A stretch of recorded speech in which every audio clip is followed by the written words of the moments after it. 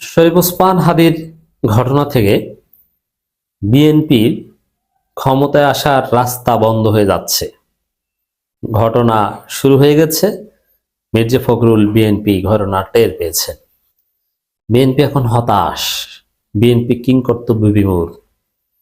তারেক রহমান দেশে আসবেন, কোনো হাইপ নাই, জনগণের মধ্যে কোনো আলোচনা নাই। বাংলাদেশ শরীফ ওসমান হাদিময়।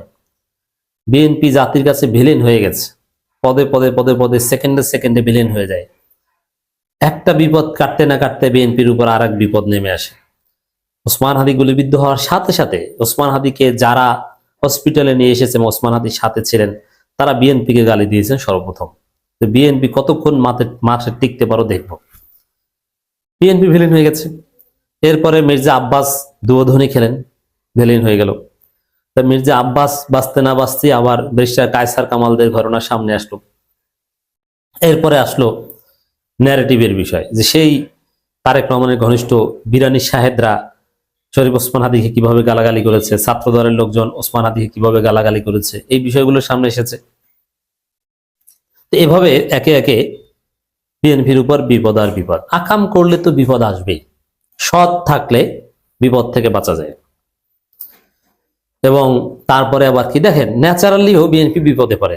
যেমন মির্জা ফখরুল ওসমান হাদিকে চেনেন না, ইনকিলাব মঞ্চ না, ইনকিলাব পার্টি না, ইনসাফ পার্টি জানেন না। এটা আর এক বিপদ। এতে অনেক ক্ষতি হয়েছে, লক্ষ লক্ষ ভোট কমেছে। এর মধ্যে আবার বিএনপি দুই গ্রুপে মারামারি করে।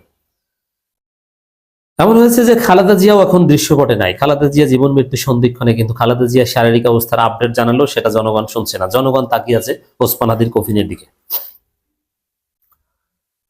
এর মধ্যে বিএনপি ওসমান হাদির শাহাদাতের খবরে একটু শোক জানালেও কিছুক্ষণ পরেই বিএনপি শোক শুরু হয়েছে। প্রথম হলো ডেইলি স্টারের ইট পাথর এবং কিছু আসবাবপত্র পোড়ানোর শোকে বিএনপি হতবিহ্বল। বিএনপি শোক সব ওগুলোকে কেন্দ্র করে। এরপরে বিএনপি রাজনৈতিকভাবে সোচ্চার হয়েছে, নড়ে চড়ে বসেছে, স্টেটমেন্ট দিচ্ছে, একের পর এক বলছে, ষড়যন্ত্র তত্ত্ব সামনে নিয়ে এসেছে। কিন্তু বিএনপির মুখে শরীফ ওসমান হাদি নেই, বিএনপির মুখে প্রথম আলো ডেইলি স্টার। মির্জা ফখরুল বলছেন মব হামলা ভাঙচুর একটা নীল নকশার অংশ। শরীফ ওসমান হাদিকে হত্যা এটা নীল নকশার অংশ, এটা কিন্তু তেমন বলছে না। কিন্তু ওই যে ইন্দিরা গান্ধী কালচারাল সেন্টারে হামলা, উদিচি কালচারাল সেন্টারে হামলা, এগুলো বিএনপির কাছে কষ্টের। এই যে চিত্র এবং এগুলোকে নীল নকশার অংশ বলছেন, এটি হচ্ছে যে বিএনপি ক্ষমতা আসতে পারবে না, ওইটা বিএনপি বুঝতে পারছে, তার রিফ্লেকশন এটা। কারণ বিএনপি দেখছে যে ওসমান হাদির মৃত্যুর পর, শাহাদাতের পর জনগণ যেভাবে জেগে উঠেছে ভারতের বিরুদ্ধে, বাংলাদেশে তো ভারতের হেজিমনি থাকবে না। তো ভারত কিভাবে বিএনপি ক্ষমতা এনে দিবে? ভারত তো পিছু হতে বাধ্য হচ্ছে, ভারত তো ব্যাগ গুছিয়ে যাচ্ছে অলরেডি। তো সেখানে ভারত বিএনপিকে ক্ষমতা এনে দিবে, ইটস ইম্পসিবল। তো এভাবে বিএনপির ক্ষমতা আসার রাস্তা বন্ধ হয়ে যাচ্ছে, বন্ধ হয়ে যাবে, এটা অনিবার্য। দর্শক, ঘটনা কি এখানে সীমাবদ্ধ না? কপাল খারাপ কত প্রকার কি বিএনপি দেখেন। এর মধ্যে আর এক ধরা খেয়েছে যে বিএনপি আসলে চলে ডিজিএফআইয়ের কথায়। ওই যে তারেক রহমান যে বলেছিল দেশে আসার সিদ্ধান্ত আমার একক এবং অবারিত নয়, এটা আরো অনেকের উপর নির্ভর করে। কার উপর নির্ভর করে? ডিজিএফআইয়ের উপর নির্ভর করে। এটা ফাঁস হয়েছে। বিএনপির স্থায়ী কমিটি যে ধৈঞ্চা, স্থায়ী কমিটি কিচ্ছু না। বিএনপির সব সিদ্ধান্ত আসে ডিজিএফআই থেকে, আর ডিজিএফআই চলে রয়ের কথায়, দিল্লির কথায়, সাউথ ব্লকের কথায়। এটা স্পষ্ট হয়ে গেল। কিভাবে স্পষ্ট হয়ে গেল? ওই যে বিএনপির স্থায়ী কমিটির স্টেটমেন্টে ডিজিএফআই এজেন্ট ভুলভাল যে পোস্ট দিয়েছে, ওইটা কপি করে বসিয়ে দিয়েছে। ইন্দিরা গান্ধী কালচারাল সেন্টার ভুলে লিখেছে কালচালার, ওই ভুলে বিএনপির স্থায়ী কমিটি ওইটা লিখে দিয়েছে। এবং আওয়ামী লীগ নেতাদেরকে সম্মান করে লিখেছে এই ডিজিএফআই প্রয়াত মহিউদ্দিন চৌধুরী, সাবেক মন্ত্রী অমুক, বিএনপিও ওইভাবে লিখে দিয়েছে।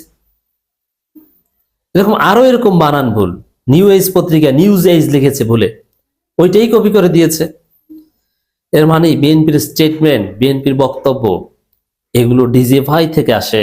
এটা দিবালোকে না স্পষ্ট হয়ে গেল। এখন এই ঘা বিএনপি কিভাবে শুকাবে আর বিএনপি ক্ষমতায় আসবে? তাহলে ডিজিএফআই বিএনপির মাধ্যমে কি জন্য কি নাটক করাচ্ছে? গুম খুনে জড়িত ভারতপন্থী জেনারেলদের বাঁচানোর জন্য। তাহলে বিএনপি এখন গুম খুনে জড়িত জেনারেলদের বাঁচাতে চায় ডিজিএফআই কথায়। বিএনপি সেই ষড়যন্ত্রের পার্ট। কারণ এটা স্পষ্ট হওয়ার পর বিএনপি ক্ষমতা আসবে এটা তো সম্ভব না, এখন এটা স্পষ্ট হলো। কিন্তু শরীফ ওসমান হাদির ঘটনাকে কেন্দ্র করে সামনে এরকম দেশে যাই ঘটবে বিএনপি ভিলেন হয়ে যাবে। নির্বাচনে ভোটের কয়েকদিন আগে দেখবেন যে বিএনপির সিনিয়র অনেক নেতার অনেক গোপন তথ্য ফাঁস হয়েছে। এটা স্বাভাবিকভাবে ফাঁস হবে এবং ওই ফাঁস হওয়াই তারা জয় বাংলা হয়ে যাবে, মানে ভোটে পরাজিত হওয়ার বিষয়টা ফাইনাল হয়ে যাবে। জনগণ সিসি করবে, ভোট দিবে না। তো দর্শক, বিএনপি মহাসচিব মির্জা ফখরুল ইসলাম আলমগীর বলেছেন প্রথম আলো, ডেইলি স্টার, ছায়ানট সহ, ওরে বাবার কি দরদ! প্রথম আলো, ডেইলি স্টার, ছায়ানট মির্জা ফখরুলের খুব প্রিয়। আওয়ামী কালচারাল ফেসিজম মির্জা ফখরুলের কাছে খুব প্রিয়। বাম, সাবেক ছাত্র ইউনিয়ন, শরিয়া আইনে বিশ্বাস করেন না এমন ব্যক্তির কাছে তো ছায়ানট প্রিয় হবেই।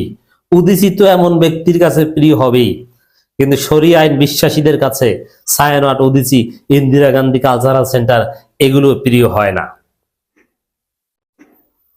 দেশের বিভিন্ন স্থানে মব তৈরি করে হামলা, ভাঙচুর, অগ্নিসংযোগের ঘটনায় তারা দেশকে অস্থিতিশীল করার নীল নকশার একটা অংশ বলে মনে করছেন।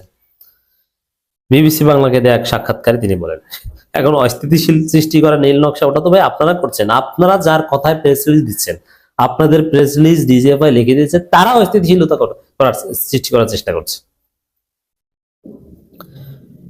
বিএনপি ওসমান হাদিকে হত্যার ঘটনায় তীব্র নিন্দা জানায়, কিন্তু আপনি তো ছিলেন না ওসমান হাদিকে, কিসের নিন্দা জানিয়েছেন? এবং আপনার দলের লোকজন তাকে ঘেটু থেকে শুরু করে নানান গুপ্ত শিবিরের বিটিম অনেকভাবে গালাগালি করেছেন, হত্যাযোগ্য করেছেন। এভাবে আপনারা বলছেন গুপ্ত শিবির, আবার আপনারাই স্লোগান দেন একটা একটা শিবির দা ধৈর্যের দিনে ড্যাশ ড্যাশ কর। তার মানে কি? আপনারা এর হত্যার বৈধতা দিয়েছেন। ঘটনাকে কেন্দ্র করে দেশের মব, হামলা, ভাঙচুর এগুলো একটি ব্লু প্রিন্টের অংশ বলে মনে করি। এগুলো কেন বলছে? ওই যে দেখবেন যে বিএনপি ক্ষমতা আসতে পারবে না, তখন বলবে যে এইভাবে ষড়যন্ত্র করে আমাদেরকে ক্ষমতা আসতে দেওয়া হয়নি, একটা এক্সকিউজ তৈরি করছে। এসব কর্মকাণ্ডের মাধ্যমে বাংলাদেশে উগ্রবাদকে প্রতিষ্ঠার চেষ্টা করা হচ্ছে বলে মন্তব্য করেন। আচ্ছা, এগুলো করে কি উগ্রবাদকে প্রতিষ্ঠা করা যায়? না, এগুলোর দায় জামাত সহ থেকে শুরু করে কেউ নেয়নি, সবাই এদের সংস্রব এড়িয়ে চলেছে, বিশেষ করে উগ্রবাদীদের প্রেজেন্স এড়িয়ে চলেছে। তো এখন এই উগ্রবাদীদের প্রতিষ্ঠা করার চেষ্টা হচ্ছে, এটা দ্বারা আপনি কি বুঝিয়েছেন? যারা শরিয়া আইনে বিশ্বাস করে তাদেরকে বুঝিয়েছেন না মুসলমানদের বুঝিয়েছেন? হোয়াট এভার, মির্জা ফখরুলের বক্তব্য স্পষ্ট হয়ে যাচ্ছে যে শরীফ ওসমান হাদির ঘটনায় বিএনপির ক্ষমতা আসার রাস্তা বন্ধ হয়ে যাচ্ছে।